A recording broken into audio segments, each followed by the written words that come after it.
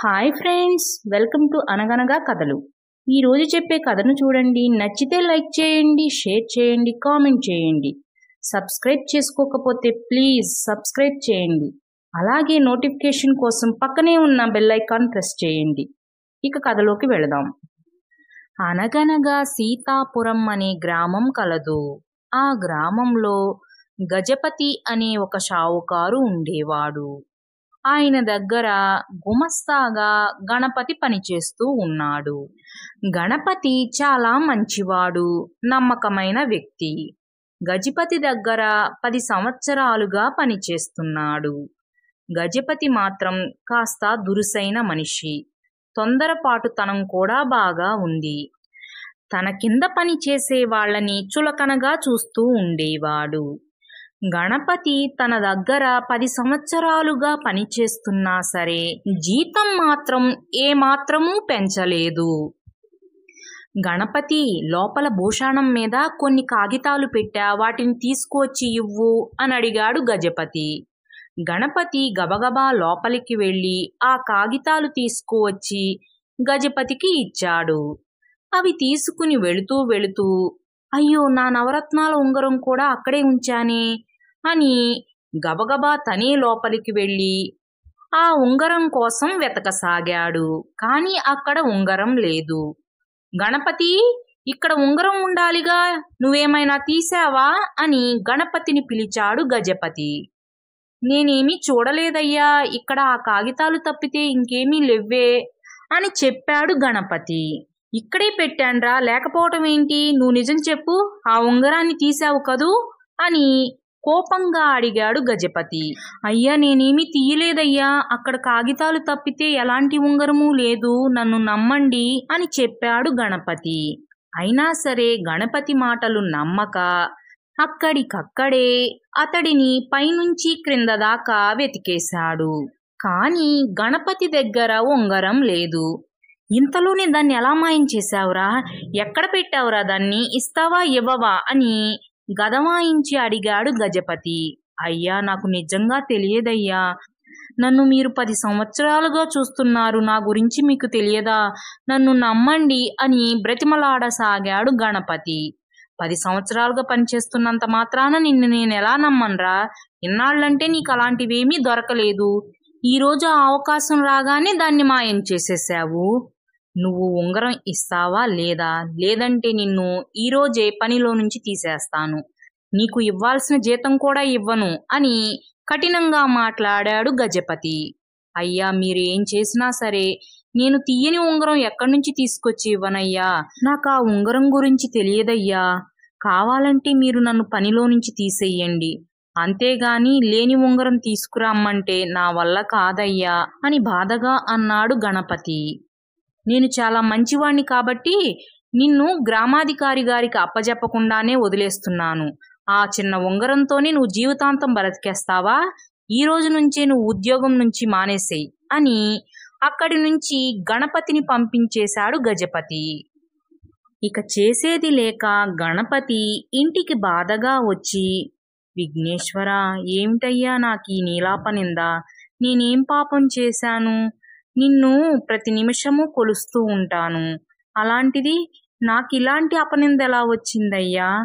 నాకు ఉద్యోగం పోయినందుకు కూడా బాధగా లేదు, కానీ నేను చెయ్యని తప్పుకి నిందపడాల్సి వచ్చింది, దానికి చాలా బాధగా ఉందయ్యా అని ఆ విఘ్నేశ్వరుడికి మొరపెట్టుకున్నాడు.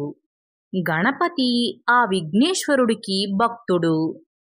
తనకి సంతోషం వచ్చినా బాధొచ్చినా విఘ్నేశ్వరుడికి చెప్పుకోవటం గణపతికి అలవాటు. బాధపడకయ్యా, నీలాంటి నిజాయితీ పరుణ్ణి పోగొట్టుకోవటం ఆ గజపతి దురదృష్టం. నీలాంటి నమ్మకస్తుని కళ్ళకద్దుకుని మరీ పనిలో పెట్టుకుంటారయ్యా. ఈ గజపతి కంటే ఇంకా మంచి వ్యక్తి వద్దే నీకు ఉద్యోగం వస్తుంది చూడు త్వరలోనే అని తల్లి ఓదార్చింది. అలా కాదమ్మా, నేను ఇప్పుడు ఎక్కడికి వెళ్ళి పని అడిగినా సరే నువ్వు ఇప్పుడు పనిచేసే చోట నుంచి ఎందుకు మానేశావు అని అడుగుతారు, దాని గురించి ఆరా తీస్తారు. అప్పుడు అసలు విషయం తెలిసిందనుకో, ఇంకా నాకు పని ఎవరిస్తారమ్మా? అలా కాకుండా నన్ను అందరూ దొంగగా చూస్తారు, అది నేను తట్టుకోలేను అని బాధపడసాగాడు గణపతి. ఏమండి, ఆ కృష్ణుడంతటి వాడికే నీలాపనింద తప్పలేదు. మొదట ఆయనని కూడా దొంగే అన్నారు, తర్వాతే నిజం తెలిసింది, అప్పుడు దేవుడన్నారు. అలాగే నువ్వు నమ్మే ఆ విఘ్నేశ్వరుడు కూడా నీ నిజాయితీని బయట పెడతాడండి, నీ మీద పడిన నింద పోతుందండి అని ధైర్యం చెప్పసాగింది భార్య. ఏమో నాకేమీ తెలియటం లేదు, విఘ్నేశ్వర నువ్వే చూసుకో అయ్యా అంతా అని తన భారాన్ని మొత్తం ఆ విఘ్నేశ్వరుడిపై వేశాడు గణపతి. ఇదిలా ఉండగా కొన్ని రోజుల తరువాత గజపతి ఇంటికి రామాపురానికి చెందిన జమీందారు గారు పని మీద వచ్చారు. అయితే ఆ జమీందారు గారికి ఇవ్వవలసిన ఒక ముఖ్యమైన పత్రం అక్కడ ఉంది. దానిని వాళ్ళు చూస్తూ ఉండగానే ఎక్కడి నుంచో ఒక మూషికం వచ్చి నోట కరిచి దానిని తీసుకువెళ్ళి కాగితాలతో సహా అక్కడ ఉన్న పెట్టెలో దూరేసింది. ఏమే కాస్త ఆ కాగితాలను పట్టుకో, లేదంటే ఆ ఎలుక వాటిని చించేస్తుందేమో, అవి చాలా విలువైనవి అని భార్యను కంగారు చేయసాగాడు గజపతి. గజపతి భార్య గబగబా వెళ్ళి ఆ పెట్టెను తెరిచి చూడగా కాగితాలు అక్కడే ఉన్నాయి, కానీ అక్కడ మూషికం లేదు. ఏమండి, కాగితాలన్నీ బాగానే ఉన్నాయి, కంగారు పడకండి అని వాటిని బయటకు తీస్తూ అక్కడ కనిపించిన నవరత్నాల ఉంగరాన్ని బయటకు తీసి, ఏమండి మీరు పోయిందనుకున్న ఉంగరం ఇక్కడే ఉందండి, అనవసరంగా పాపం ఆ గణపతిని అనుమానించి ఉద్యోగంలో నుంచి తీసేశారు, మీ తొందరపాటుతనం వల్ల చూడండి నమ్మకస్తుడైన వాడిని పోగొట్టుకున్నాం, మరలా అలాంటి వాడు దొరుకుతాడా అంది భార్య. దొరుకుతారులే గాని నువ్వు ఈ విషయం మాత్రం ఎక్కడా చెప్పకు అన్నాడు గజపతి. చెప్పనులేండి అని అనుకుంటూ వచ్చి ఆ కాగితాలు ఆ ఉంగరం ఇచ్చి అక్కడి నుంచి వెళ్ళిపోయింది భార్య. వాళ్ళు మాట్లాడుకునే దాన్ని బట్టి ఆ జమీందారు గారికి అంతా అర్థమైపోయింది. ఆయన చాలా మంచివారు. ఏమీ మాట్లాడకుండా గజపతి ఇచ్చిన కాగితాలను తీసుకుని ఇంటికి వెళ్ళిపోయారు. అయితే ఆ జమీందారు గారి వద్ద తాతల కాలం నుంచి పనిచేస్తున్న గుమస్తా మరణించటం వల్ల వేరే నమ్మకస్తుడైన గుమస్తా కోసం వెతుకుతూ ఉన్నారు. ఆ విషయం గణపతికి తెలిసింది. విఘ్నేశ్వర, రామాపురంలో ఉన్న జమీందారు గారికి ఒక గుమస్తా కావాలంట, నేను ఆ ఉద్యోగం కోసం వెళుతున్నాను, ఆ ఉద్యోగం నాకు వచ్చేటట్లు చేయయ్యా అని విఘ్నేశ్వరుడికి దండం పెట్టుకుని రామాపురానికి బయలుదేరాడు. రామాపురం వెళ్ళి జమీందారు గారిని కలుసుకున్నాడు. నీ పేరేంటి, మీదే ఊరు, ఇంతకుముందు ఎక్కడ పని చేశావు అని వివరాలు అడిగారు జమీందారు గారు.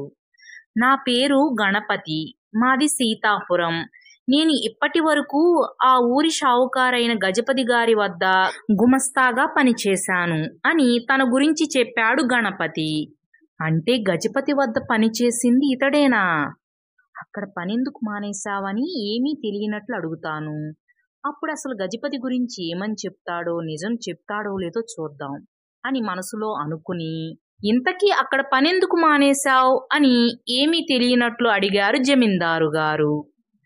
అయ్యో విఘ్నేశ్వర, ఇప్పుడు నేనేం చెప్పాలి, నిజం చెప్తేనేమో నేను దొంగనే అనుకుని నాకు ఉద్యోగం ఇవ్వరు, అలా అని చెప్పి నిజాన్ని దాచిపెడితే ఏదో ఒకరోజు తెలిసిపోతుంది, అప్పుడైనా సరే నన్ను అనుమానిస్తారు, ఇప్పుడు నేనేం చెప్పాలి అని ఆలోచించి, సరే విఘ్నేశ్వర, నీ మీదే భారం వేసి నిజాన్ని చెప్పేస్తాను, అంతా నువ్వే చూసుకో అని ఒక నిర్ణయానికి వచ్చి, అయ్యా అది ఆయన నవరత్నాల ఉంగరం పోయింది, అది నేను తీశానేమో అనుకుని నన్ను ఉద్యోగంలో నుంచి తీసేశారయ్యా, నేను ఆ ఉంగరాన్ని దొంగతనం చేయలేదు, నన్ను ఆయన అపార్థం చేసుకున్నారు అని నిజాన్ని చెప్పేశాడు గణపతి.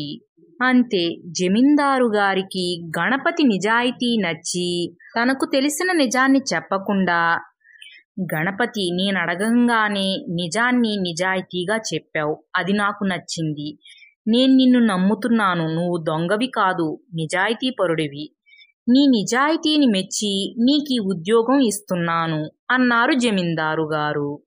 ఇక గణపతి ఆనందానికి అవధులు లేవు. ఆ విఘ్నేశ్వరుడికి జమీందారు గారికి ధన్యవాదాలు తెలుపుకుని ఆ ఉద్యోగంలో చేరిపోయాడు ఆనందంగా.